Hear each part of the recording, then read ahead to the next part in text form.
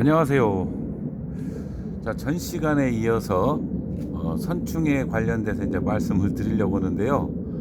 아이고, 비행기 소리가 멈추질 않아서 그냥 켰습니다. 여기 가까이에 그 비행기 사격장이 있어서 전투기가 이렇게 요 주위를 선회할 때 나는 소리가 오늘 계속해서 나요. 모처럼 오늘 날도 이렇게 밝고 저기도 열리고 그래서 아주 기분 좋게 오늘 영상을 지금 담으려고 하는데, 앞에 난초도 신화가 굉장히 이쁘게 나오죠.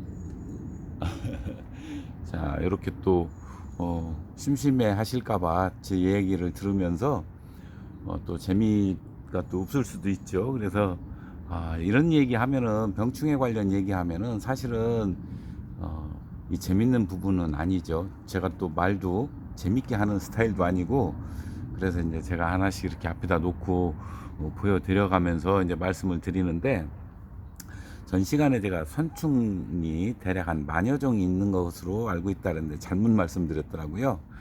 대략 한 3만여 종, 뭐 2만 한 8천에서 3만여 종, 이렇게 아직까지도 새로운 종이 계속해서 발견이 된다고 그러네요. 자, 이제 그러면 어제 말씀 중에 춘난에 피해를 준다 안 준다, 그 이전에 식물에 피해를 주는 것도 있다라는 제가 말씀을 드렸었잖아요.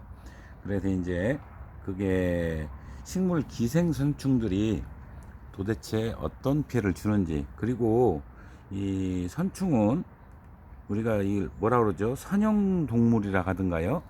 이게 선충은 우리가 아주 작은 것만 생각을 합니다. 그런데 이제 큰 것도 있고 다양하게 있다고 합니다. 이게 그만큼 워낙 광범위하고 굉장히 많은 그러니까 종류가 있기 때문에 그거를 정말 다 알기는 어렵다라고는 하는데요. 이 전공하시는 분들조차도 그런 이 선충류를 전공하시는 분도 나눠서 또 한다고 합니다. 그러니까 굉장히 복잡한 거죠. 자, 이제 춘난의 문제를 일으킬 수 있는 것이라면 우리 식물의 문제를 일으키는 계통이겠죠. 그 계통이 이제 문제를 일으킬 텐데요. 주로 이제 뿌리에 해를 강하는, 그러니까 이제 뿌리 그쪽에 이제 영양분을 먹으러 들어가겠죠. 이제 이렇게 하는 경우도 있고, 그 다음에 이제 다양한 형태로 감염이 된다고 합니다.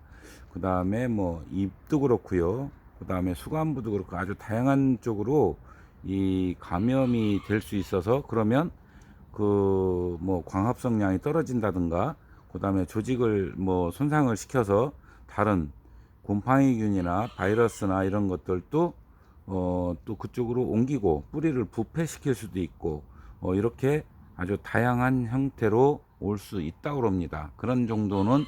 자, 근데 이제 중요한 건 춘난에도 과연 오느냐 안 오느냐. 그러니까 그 두 부류로 제가 나눠진다 그랬잖아요. 춘난에서는 구체적으로 해를 주는 걸 발견하지 못했다는 분이 있었고, 또 일부는 분명히 그 구침이 있는 선충이 해를 준다, 이렇게 나뉘었는데, 오늘은 그러면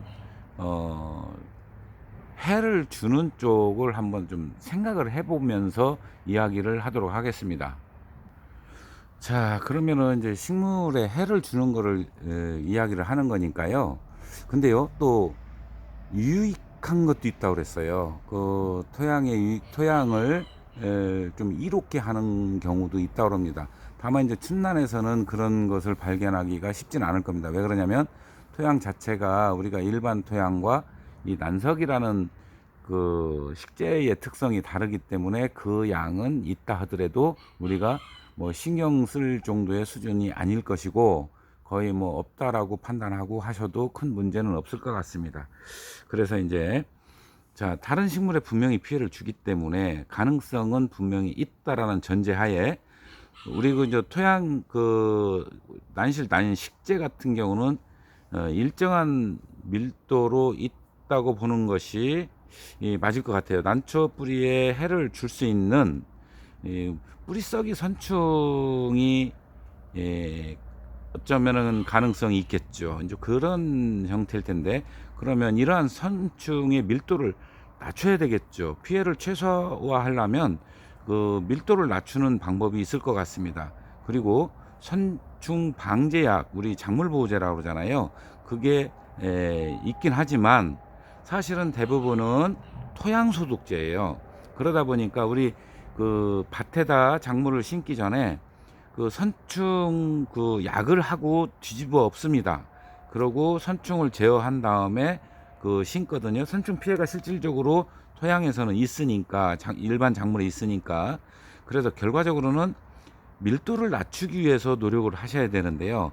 우리가 이제 난초에 주는, 줘도 된다는 뭐 몇 가지가 있더라고요. 보니까 뭐 후라탄인가요? 네, 이름을 정확히 기억이 안 나는데 뭐 선충탄이라든가 후라탄이라고 했던 것 같은데요. 이런 것들이 있는데 난초에 과연 농약 장애 여부가 검증되지 않았기 때문에 사실은 자주 사용하기에는 좀 문제가 있다라는 생각이 들어요. 그런데 이제 비교적 약해가 덜 나타나는 것들이 있었습니다. 저는 제가 이제 그거를 2000년대부터 쓰기 시작한 것 같아요. 초반부터. 이게 올스타라는 게 있어요. 이게 사실은 다른 약재로 나온 거였지만 이게 친환경 약재든가 그럴 거예요. 근데 그 냄새가 좀 강해서 역겨운 냄새가 좀 나와서 어려웠는데, 근데 이게 고가였습니다. 굉장히 고가였기 때문에 섣불리 그걸 사서 치기가 어려웠던 거예요. 근데 저는 이제 뭐 그냥 사서 썼는데, 그러다 보니까요, 그 이게 이제 그 아바맥틴, 그러니까 맥틴 계열이라 하는데, 그 아바맥틴이라는 게 농협을 통해서 나오더라고요. 이게 뭐 협력을 해서 만들었는지 농협에서 만들었는지는 잘 모르지만 농협에서 팔았어요. 그래서 이제 그거를 치료가 아니라 예방 차원으로 저는 줬었습니다. 그러다 보니까 확실히 뭐가 들어왔냐면은 그 푸사리움에 의한 구경 썩은병이 좀 덜 왔어요. 그래서 이제 쳤던 건데, 근데 이게 칠 때 주의할 점, 뜨거울 때 치면 안 돼요. 어떤 농약이든 마찬가지지만 좀 이 야간이나 그 대부분 좀 선선할 때 그거를 쳐야 된다는, 그 방제를 해야 된다는 요런 그 주의할 점들이 있습니다. 그래서 이제 그게 좀 싸더라고요. 농협에서 나온 게 아바맥틴이었나요? 맥틴은 맞아요. 맥틴은 맞는데 그렇게 해서 이제 지금도 파는지는 잘 모르겠고요. 아마 그러니까 맥틴 계열이라고 보시면 돼요. 그걸로 어느 정도 제어가 되지 않나라는 생각이 들어요. 이건 뭐 일일이 제가 다 쏟아서 밀도가 떨어졌는지 안 떨어졌는지 검증한 건 아닌 겁니다. 그냥 심증이 그렇다는 겁니다. 자, 이런 방법. 그리고 제가 이제 사용하는 방법은 첫 번째는 난실 환경을 깔끔하게 정리하는 거예요. 주변 환경을 좀 더 깨끗하게 하면은 훨씬 더 덜 왔다는 거고요. 그 다음에 좀 전에 말씀드렸던 맥틴류를 제가 1년에 전반기 2번, 후반기 2번, 또는 양호하면은 전반기 1번, 후반기 1번, 이런 정도로 제가 살포를 했었습니다. 그거는 치료가 안 되고 방제, 예방 차원이었던 거죠. 이런 방법으로 제가 이제 관리를 했었고요. 자, 그리고 이제 이렇게 하면은 어느 정도 그거에 대해서는 걱정해서 좀 벗어나지 않을까라는 생각이 들어요. 자, 근데 이제 또 그거 선충을 잡기 위해서 아주 다양한 방법들을 시도를 했는데, 제가 이제 받았던 질문 중에 하나는 베노밀이 선충을 죽인다고 이렇게 말씀을 하셨어요. 그래서 그거는 저도 이제 의외로 뭐 다른 그 작용을 할 수 있거든요. 그래서 다방면으로 그걸 알아봤습니다. 그런데 거의 불가능하다라는 말씀을 하셨어요. 약간은 다른 그 작용에 의해서 가능성이 없잖아 있기는 있지만 그걸 주어서 피해보다. 예를 들어 베노밀 같은 경우는 저 무슨 피해가 있냐면, 그 반복해서 이게 다른 거 교체하지 않으면은 뭐라 그러죠 그걸, 그거에 대한 저항력이 약해지는 걸 뭐라 하는데 단어를 잃어버렸습니다. 하여튼 그런 현상이 벌어지기 때문에 자주 치라고 않거든요. 베누밀 같은 경우는 굉장히 잘 듣는 약인 거는 맞지만, 그러나 선충하고는 그 영향을 준 정도는 아니다라는 생각이 듭니다. 자, 또 한 가지는 이 선충을 잡기 위해서 저도 그 얘기 듣고 사실은 좀 놀라웠는데요. 우리 그 사람이 먹는 구충제 있죠. 사람이 먹는 구충제나 아니면 동물이 먹는 구충제가 있어요. 우리가 이제 선충이라는 것은 기생충이잖아요. 우리 몸에도 있습니다. 그죠? 예, 그런 걸 먹으면은 아주 완전 사멸해서 서서히 이게 이제 죽게 만들어서 밖으로 이제 배출을 하는데, 그거를 농약에 타서 주는 경우도 있다고 합니다. 그거에 대한 것은 춘난에 어떤 해를 주는지 안 주는지를, 그게 설령 만약에 효과가 있다 하더라도 그런 계통은 우리가 잘 모르거든요. 그래서 이제 그거는 좀 더 누가 최소한 3년에서 5년 동안 실험을 해본 이후에 가능하다면 그 효과가 입증이 되고, 그리고 또 춘난의 피해가 없는지 확인이 되면은 그때 해도 늦지는 않다라는 생각이 듭니다.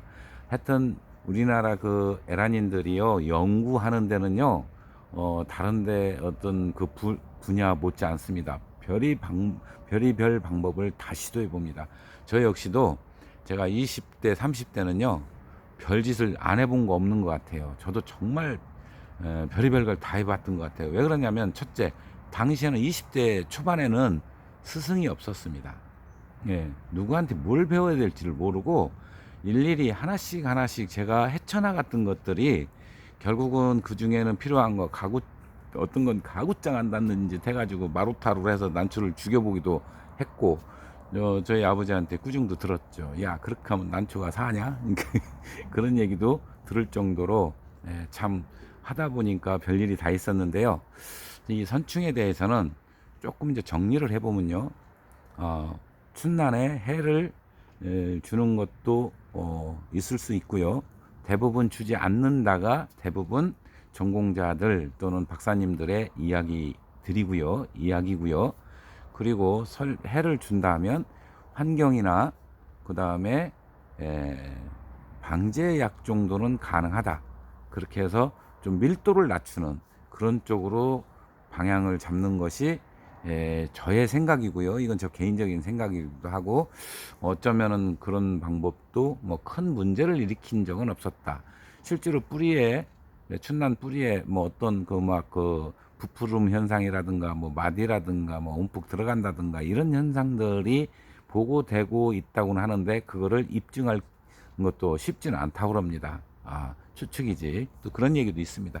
어쨌든 다양한 이야기들이 있지만 우리가 선충에 대해서는 그렇게 무서워할 정도는 아니다. 저는 이제 이렇게 보고요.